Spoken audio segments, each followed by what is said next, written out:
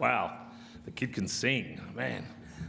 Thank you, Danielle. That was fine. That was just absolutely beautiful and fine performance up here. And while I'm on the subject of Catholic education, I wanted to take a special moment just quickly before I talk about some more serious political things and introduce Chris Minns, is to pay a special tribute to the retiring boss of Catholic education in Western Sydney, Greg Whitby. Where is he? Over there. Stand up, Greg. You're only about 7'3". They might notice you otherwise. 17 years leading Catholic education in Western Sydney. 17 years for being protagonist on behalf of the students. 17 years for being the guy who wasn't afraid to shake it up. And I remember mid-COVID turning on the radio to hear, I know that voice. And here's Greg Whitby taking on all the esteemed New South Wales private education, saying, let's run the HSC as planned, don't move it for anything. And Greg saying, I've got families who haven't eaten in weeks across Western Sydney. How dare you impose that on the students of Western Sydney? For being brave, for being innovative, and for being Greg Whitby, thank you, sir. Good luck and Godspeed.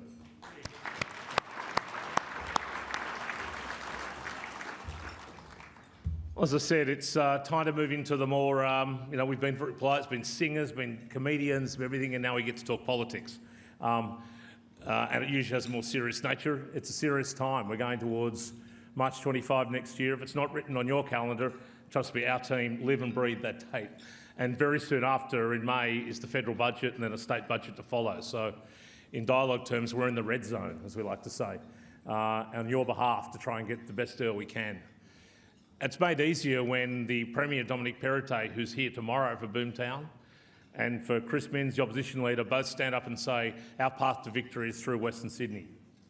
I know, Chris, you don't like tolls, but we are the gatekeeper, and there's a price to pay for those votes coming through Western Sydney, and you won't be afraid if I articulate some of them. Before I do, I acknowledge before, obviously, the now award-winning Rob Stokes, and that whenever it decides to move on, the award-winning Stuart Ayres are with us from government. I also want to thank some other leading members of the political establishment for joining us. The Lord Mayor of Parramatta, Donna Davis, also the mayors of Campbelltown and Wallandilly. You might notice George Grease, he's lost the ponytail. If you haven't seen the mayor of Campbelltown now, you mightn't recognise him, George. He sold his ponytail for many thousands of dollars for charity, which he's been growing through his PhD. So he's got complete now. But to all the mayors and other representatives of local government, thank you for being with us. To other parts of Chris's team, I know Daniel Mookie's a late apology. He succumbed to the plague that's taking over half of Sydney again. But we got to John Graham, to Analac, to Joe Halen in Transport, Shadow Ministers, to Hugh McDermott, to Jason Lee, the member for Strathfield, and I know I've forgotten somebody else is here. Paul Scully, Shadow Minister for Planning, who Chris announced this week he'll be responsible for every single development ever known to New South Wales, so you want to get to know him quickly if government changes. To all those members of the opposition and their staff who are with us today, thank you also for joining us. You can tell it's election in the air. There's politicians on both sides in the room. To wit. On Chris's table, not on most of your tables tonight, is a small document, humble little document there we're calling our election manifesto in pure North Korean style. There you go, the slide's ahead of me. Poor Dominic Perrottet gets the full blast tomorrow as you formally launch this, but I thought I can't let Chris Minns go without putting a few things on the agenda that you have all helped us prepare going to this election, an election that's going to be tight. And can I say an election, as I'll say it again tomorrow, that we are blessed to have two dynamic young leaders in New South Wales politics.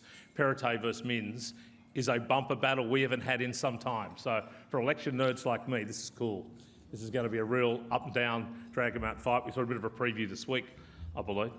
It's fair to say as election's coming, Chris's I'm just going to be really nice to everybody mode is adapting now into opposition leader wanting office, and we're seeing a real election campaign start to develop. But on this, just a quick whip around the basis for ask Chris to come and speak. Transport, as always, is at the top of our agenda. When you suffer the tyranny of distance that Western Sydney suffered for 200 and something years, you can't ever forget transport. And while we've had a lot of good stuff, and I'm very grateful to all the transport bureaucrats and politicians in the room who've helped us and those who've helped build their projects, there's plenty more. We wanted things like a stage 2 roads package.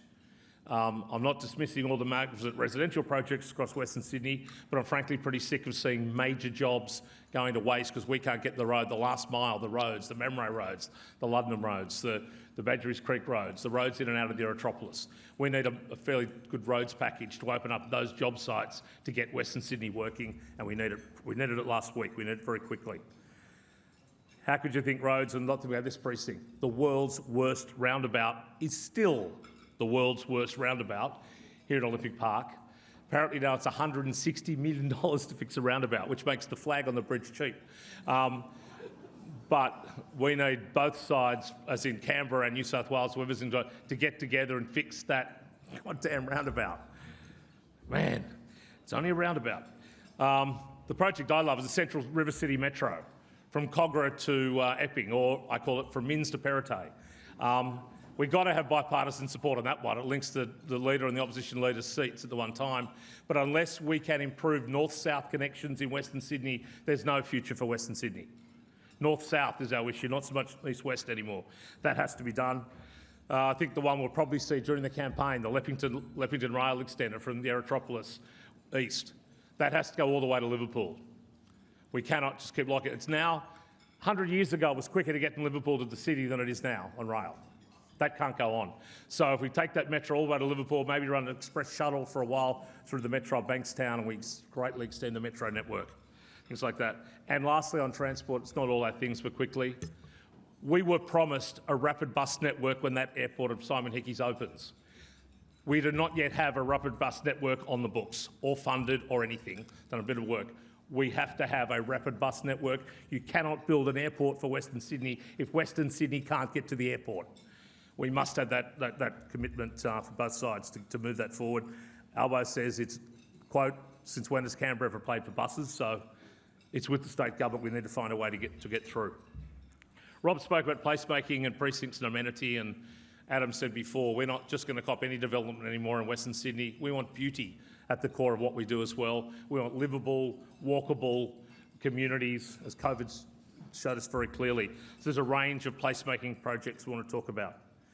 Within that subset of tourism and the arts, I don't know about you guys, I saw Star Wars at the Roxy Theatre in 1977, and I want the Roxy Theatre in Parramatta back in all its glory. I want a Riverside Theatre at Macmac to be not only the hardest working theatre in Australia, but not left as it was funded in the late 80s by my old man. This federal policy. We need money, and hopefully Westinvest and that great program will get somewhere on that. We need those. We need Kajula and Liverpool and Campbelltown Arts. We love the powerhouse, but it doesn't begin and end with the powerhouse. The powerhouse is a great start. It's not a destination yet. We want the world's best Indigenous art gallery in Western Sydney, inviting the world to come and see Australia's only true global art form. And we shouldn't rest until we get there. And in tourism, welcome to an emerging tourism destination. Guess what, governments? You're going to give us an airport, you better give us a tourism industry to go with it, because we want to help you drive and make that airport work. We want a fund, we'll be asking formally to both sides of politics, we want a Western Sydney Tourism Development Fund delivered in that, promised in that campaign, delivered soon after. We've got 2 years, 3 years till the airport opens. We've got to get an industry to get ready. Product development, think about brand and marketing. We have to help the airport attract international flights that want to come and land at Western Sydney Airport. We haven't got time to wait. We were out there recently. That place has been coming out of the ground at a rate of knots. If we don't build better tourism industry around it, give some money to Destination New South Wales to get the events, to get the tourism focus, to get us working together as communities with local government to deliver to a community, a tourism industry we can be proud of, and jobs for our kids. To health in the community, and we'll be asking the Premier tomorrow. He stood on this stage 12 months ago and said, we'll be building a hospital downtown in Bankstown. It's 12 months, there ain't no hospital downtown, there ain't any planning for a hospital downtown in Bankstown. We want it downtown. We've all paid for a metro to the front door of the hospital. How about we put the hospital next door to the magnificent new WSU university campus, and that will flow through completely, but there's more.